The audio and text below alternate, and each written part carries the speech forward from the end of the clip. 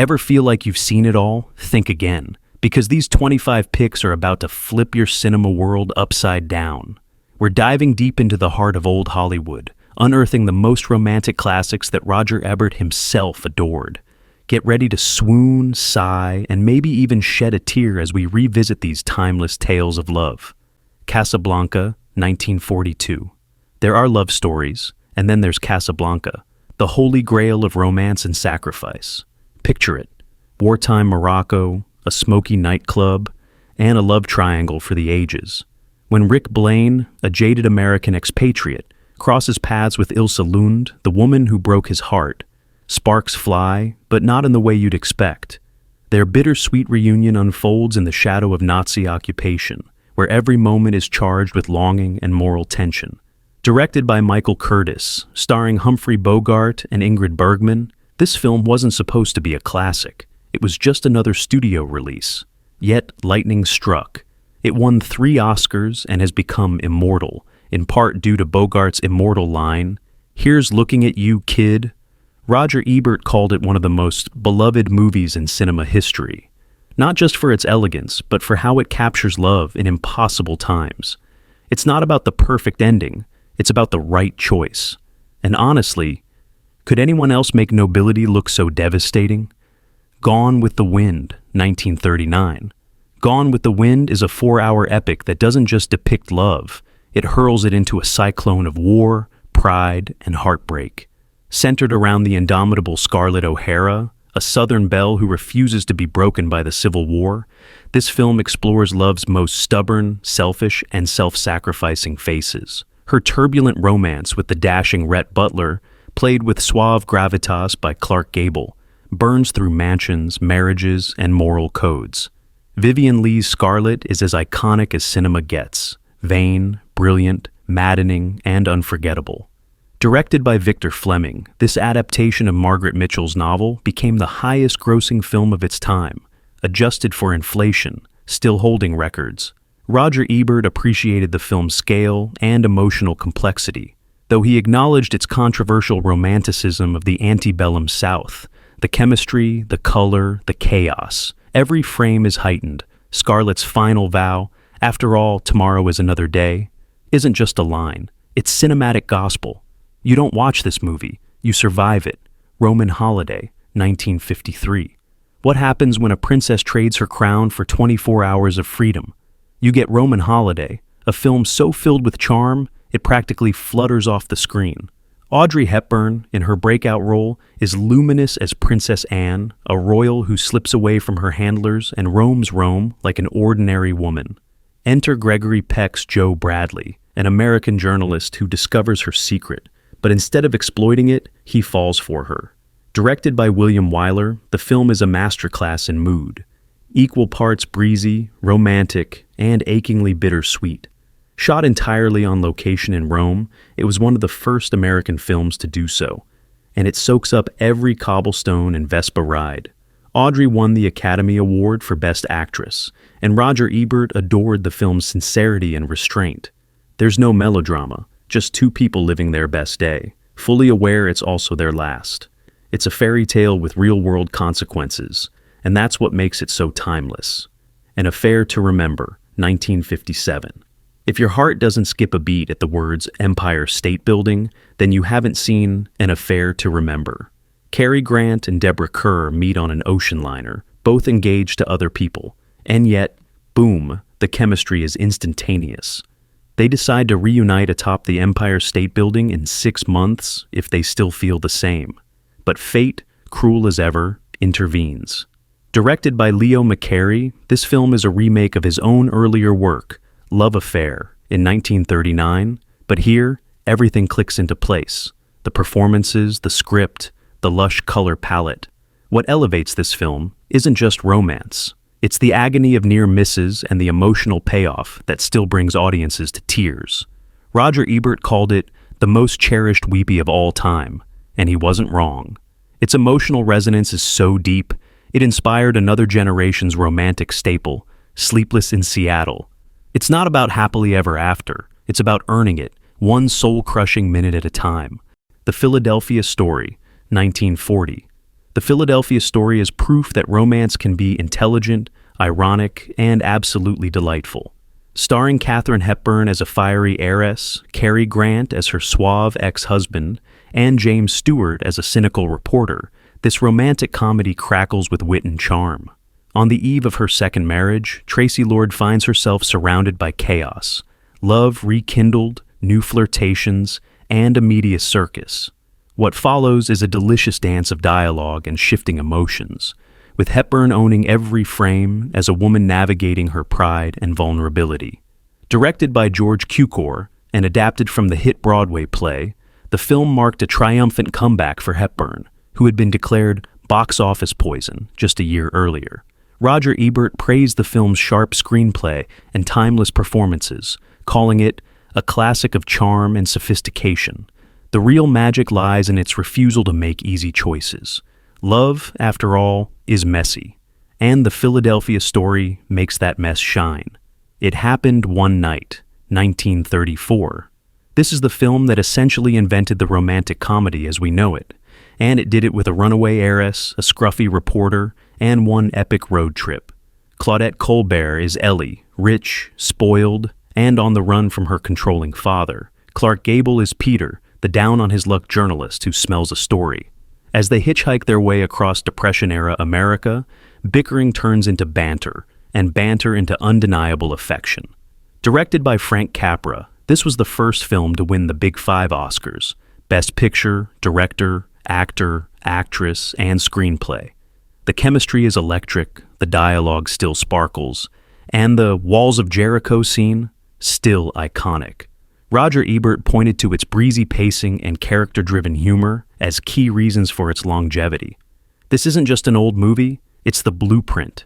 Every opposites attract trope, every mismatched road couple owes a debt to this film. It's witty, romantic, and never overstays its welcome. If you think black and white films can't be sexy, this one will make you think again. Notorious, 1946. What happens when love is tangled in espionage and betrayal? You get Notorious, Alfred Hitchcock's most romantic and suspenseful film, rolled into one. Ingrid Bergman plays Alicia, the daughter of a convicted Nazi, recruited by the U.S. government to spy on exiled Germans in Brazil. Cary Grant is her handler, Devlin, who falls for her, just as he asks her to marry the target. The emotional stakes, off the charts. Directed with meticulous precision by Hitchcock, Notorious uses romance as its weapon. The chemistry between Bergman and Grant is nothing short of explosive, especially in their famous long kiss sequence, where the camera dances around them as they kiss in 2-second intervals to cheat the Hays Code. Roger Ebert hailed it for its elegant tension and moral ambiguity, calling it Hitchcock at his most refined. The film forces its characters to make terrible choices, not because they're spies, but because they're in love. Here, passion is peril, and trust is a luxury neither can afford. It's romance under pressure, dangerous, intoxicating, unforgettable. The African Queen, 1951. In the African wilderness during World War I, two polar opposites team up for a suicidal river voyage, and against all odds, fall deeply in love. Humphrey Bogart is Charlie Allnut, a rough, gin-swilling boat captain. Katharine Hepburn is Rose Sayer, a prim, proper missionary.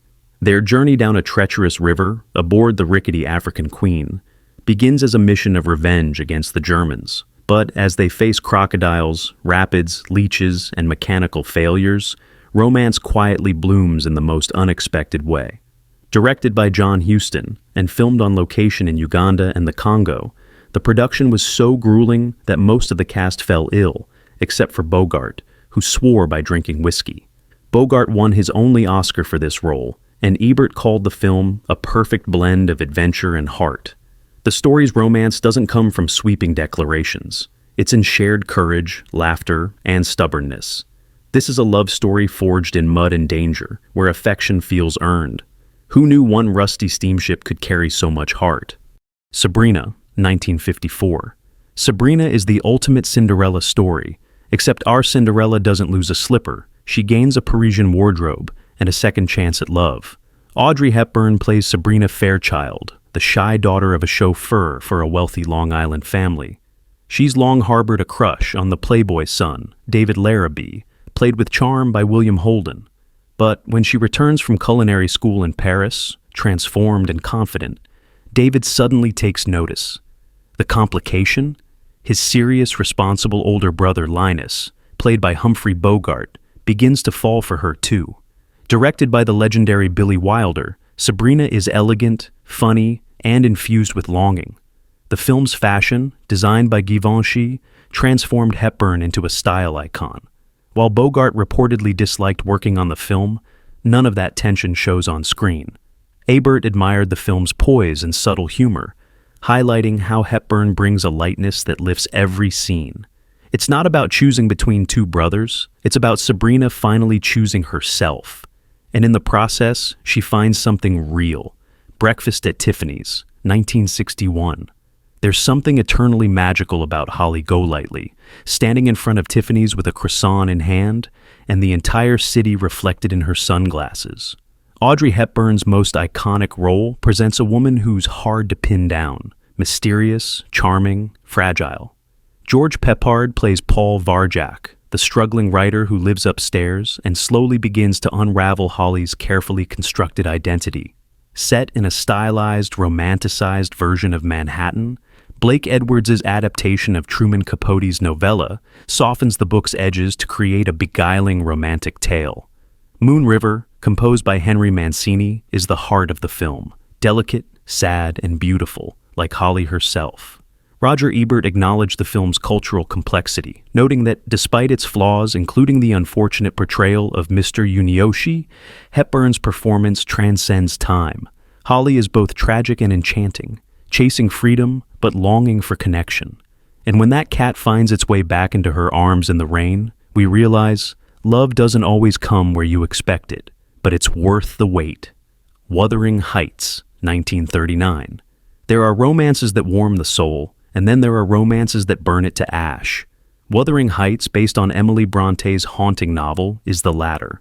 A story not of sweet courtship, but of soul-deep obsession. Laurence Olivier's Heathcliff is brooding, wounded, and consumed by his love for Cathy, played with ethereal grace by Merle Oberon. Set on the windswept Yorkshire moors, their love is gothic in every sense, tragic, wild, and fated for ruin. William Wyler directs with an almost poetic intensity, drawing performances of aching restraint. The cinematography, shot in luminous black and white, casts long shadows and longer emotions. Roger Ebert viewed it as one of the most passionate films ever made, not because the love story ends well, it doesn't, but because it refuses to dilute the ferocity of its characters' feelings. Wthering Heights is love uncontained by life or death. When Heathcliff cries out for Cathy across the moors, you feel the ground quake. This isn't romance. It's romantic torment, raw and eternal, and impossible to look away from. Now, Voyager, 1942. Now, Voyager is the story of a woman who reclaims her life, and in doing so, finds love on her own terms. Bette Davis stars as Charlotte Vale, a repressed Boston spinster living under her tyrannical mother's thumb. After a nervous breakdown, she finds herself in therapy, and then, unexpectedly, on a life-changing cruise. There, she meets Jerry, a gentle married man trapped in his own unhappy life. Their love is quiet, respectful, and impossible, and yet it transforms them both. Directed by Irving Rapper, the film was groundbreaking in how it framed personal growth and mental health, particularly for women. Bette Davis is radiant, moving from fearful to fierce over the course of 2 hours. Ebert often singled out this film as proof that classic Hollywood knew how to make an intelligent romance that didn't rely on fairy tale endings. The line, "Don't let's ask for the moon. We have the stars," encapsulates the film's bittersweet wisdom. Love isn't always about possession. It's about illumination, and sometimes letting go. Waterloo Bridge, 1940. If you're looking for love wrapped in layers of wartime sorrow and poetic heartbreak, Waterloo Bridge is your destination. Vivien Leigh, fresh off the success of Gone with the Wind, stars as Myra, a ballet dancer who falls for a young British officer, played by Robert Taylor. Their romance blossoms just as war erupts around them, but fate, like always, has other plans. A missed meeting at Waterloo Bridge sets off a chain of tragic misunderstandings, leading Myra down a path of sacrifice and despair. Directed by Mervyn Leroy, this version of the oft-adapted story is drenched in atmosphere and aching restraint. Lee's performance is soul-bearing, vulnerable yet dignified, showing the full emotional arc of a woman torn between love and survival. Roger Ebert admired the film's willingness to tackle themes of shame, class, and purity without judgment. In a world where war divides hearts as much as borders, the story's core truth remains. Sometimes the most passionate love stories are the ones that never get a second chance, and that is its quiet, devastating power. Love in the Afternoon, 1957. Billy Wilder's Love in the Afternoon feels like a glass of fine champagne, bubbly on the surface, but with surprising notes of melancholy underneath. Audrey Hepburn plays Ariane, the daughter of a private detective in Paris, who becomes infatuated with one of her father's Playboy clients, the much older Frank Flanagan, played with laid-back charm by Gary Cooper. To win his attention, Ariane crafts a persona of a worldly femme fatale, even though she's anything but. What follows is a dance of deception, flirtation, and growing affection between two people who couldn't be more mismatched. The age difference may raise eyebrows today, but Wilder's direction maintains a lightness that borders on wistful. Roger Ebert viewed this film as one of Wilder's more underrated works, praising its elegance and Audrey's subtle performance. There's no big kiss in the rain or dramatic declaration, just the quiet tension of what might be if both characters can look past illusion. And when love finally arrives, it's not thunderous. It's tender. Sometimes it's the softest notes that resonate the longest. The Shop Around the Corner, 1940. Before there was email, before there were dating apps, there was The Shop Around the Corner, a love story born in ink and imagination. James Stewart and Margaret Sullivan star as two feuding co-workers at a Budapest gift shop, completely unaware that they've been exchanging anonymous love letters through a Lonely Hearts Club.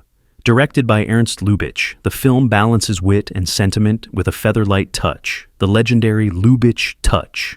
Stewart plays Alfred Kralik, bookish and proud, while Sullivan's Clara is equally sharp-tongued and passionate. Their professional clashes are hilarious, but underneath is the aching desire to be understood, to be known.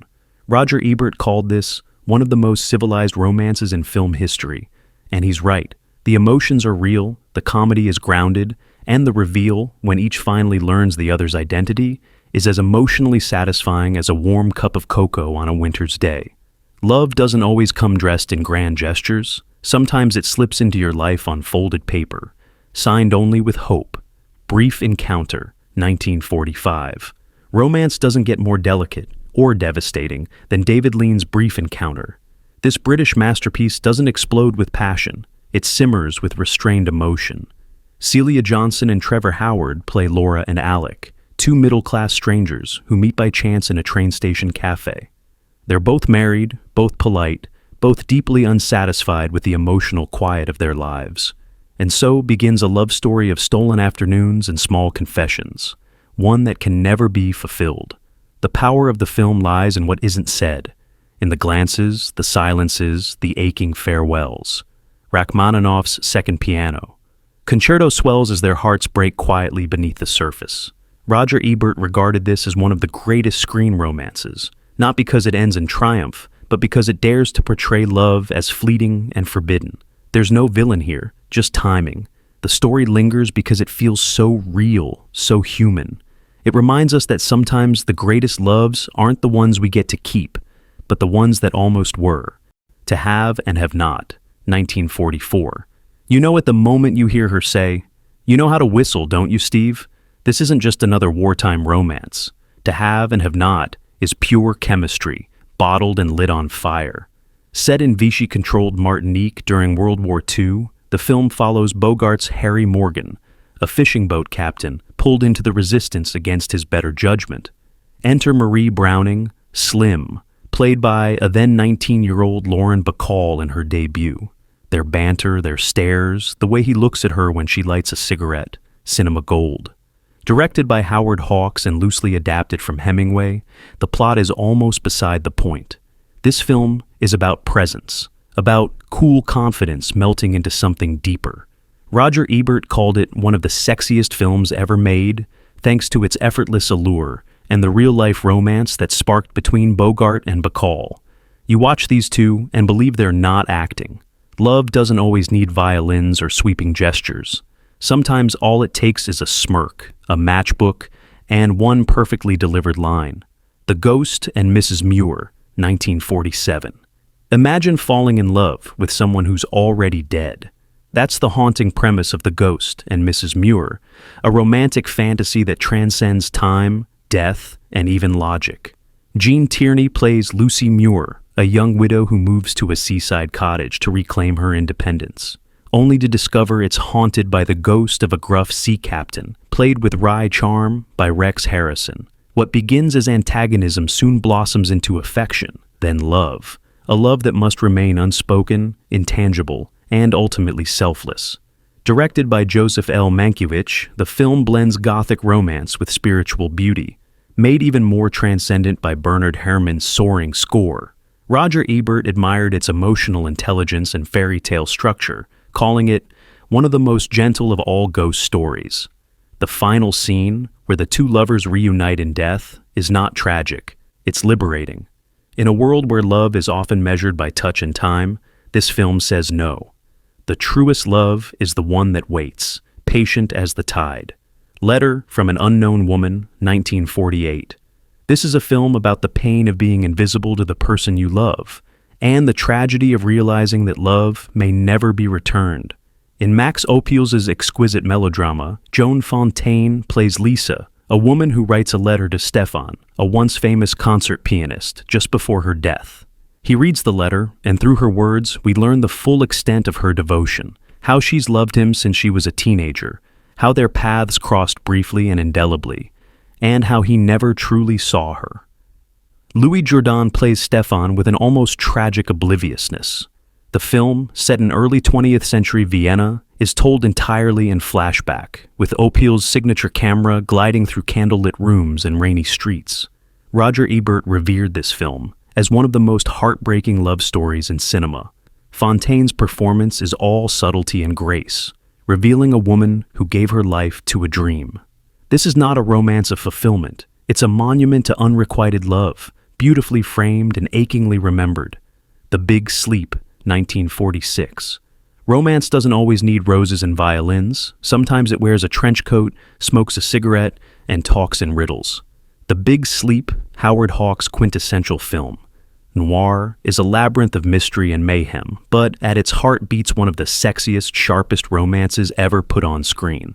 Humphrey Bogart is Philip Marlowe, the hard-boiled detective hired to clean up a wealthy family's mess.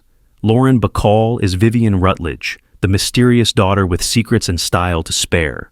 The plot is famously convoluted. Even Raymond Chandler, who wrote the original novel, didn't know who killed one of the characters. But none of that matters. What keeps us riveted is the electric chemistry between Bogart and Bacall. Their dialogue sizzles, their body language speaks volumes, and you can feel the undercurrent of real-life love in every scene. Roger Ebert loved how the film uses noir's darkness to amplify the passion between its leads. It's not traditional romance. It's jagged, dangerous, and utterly compelling. In this world, love comes armed with a loaded .38 and a killer comeback. Rebecca, 1940.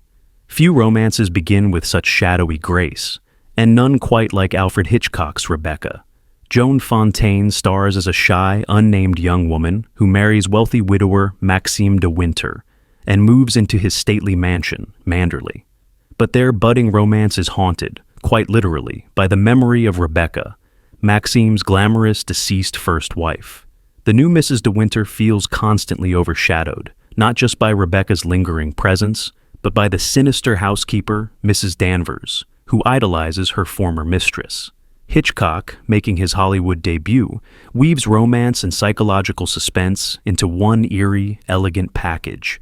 The film won Best Picture at the Oscars, the only Hitchcock film to do so, and Ebert saw it as a masterclass in emotional manipulation. Love here is shrouded in mystery, wrapped in jealousy, and tested by secrets. Yet, as the truth unfolds, it becomes clear. Real love is about seeing someone for who they are, not who they were told to be. And when Manderley finally burns, it's not just a house falling, it's the past giving way to possibility. Gilda, 1946. She tosses her hair back, looks over her shoulder, and sings, "Put the Blame on Mame." In that moment, Rita Hayworth became a legend. Gilda is not just a romance, it's a tempest. Set in post-war Buenos Aires, the film follows Johnny Farrell, a gambler working for a shady casino boss.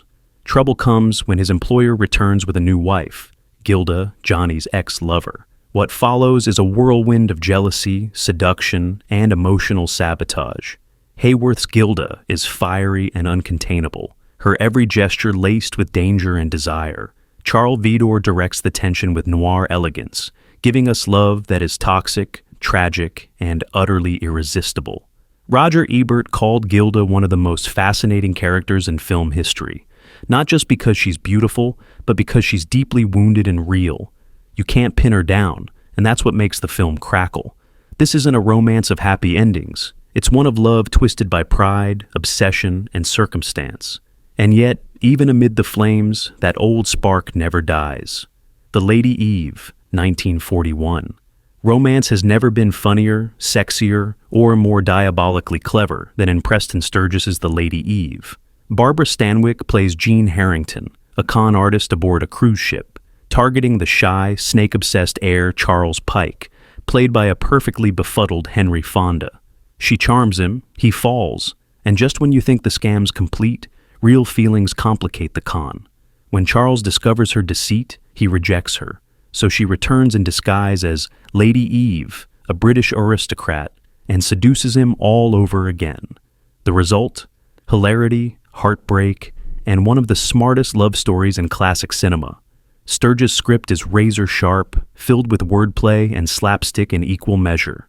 Stanwyck is luminous, equal parts vixen and vulnerable, and Fonda's slow burn from curiosity to infatuation is comedy gold. Ebert adored how the film flipped the gender roles of traditional romance, giving Stanwyck the power and intelligence to drive the story.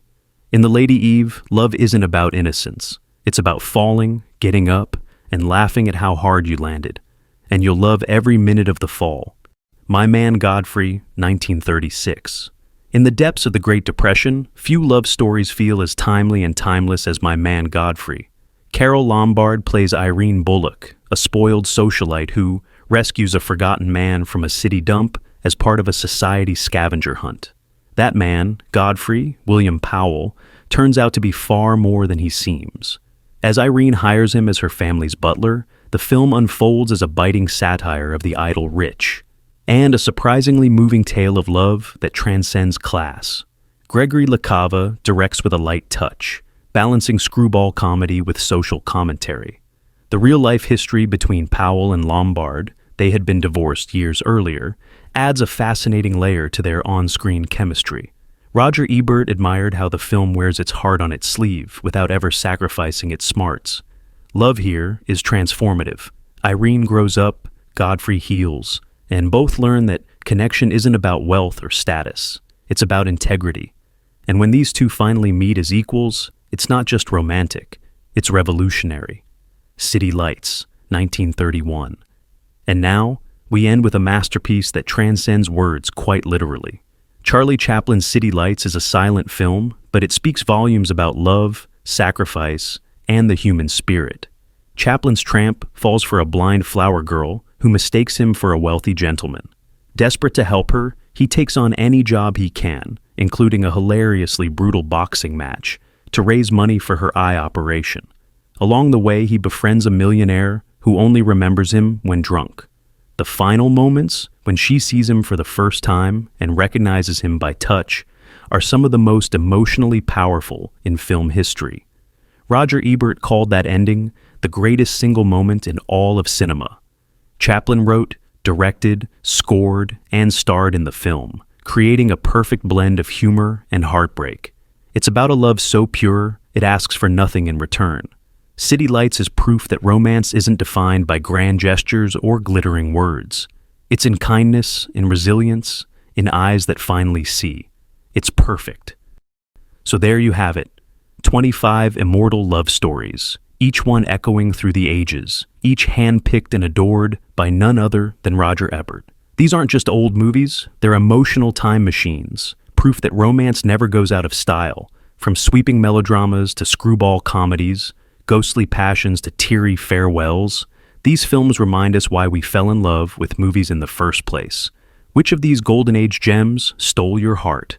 Let us know in the comments. Smash that like button, subscribe to Golden Age Classics, and ring the bell so you never miss a reel of cinematic treasure. Because this is just the beginning. More forgotten masterpieces, more cult classics, and more celluloid love stories are headed your way. Until then, see you at the movies, dreamers.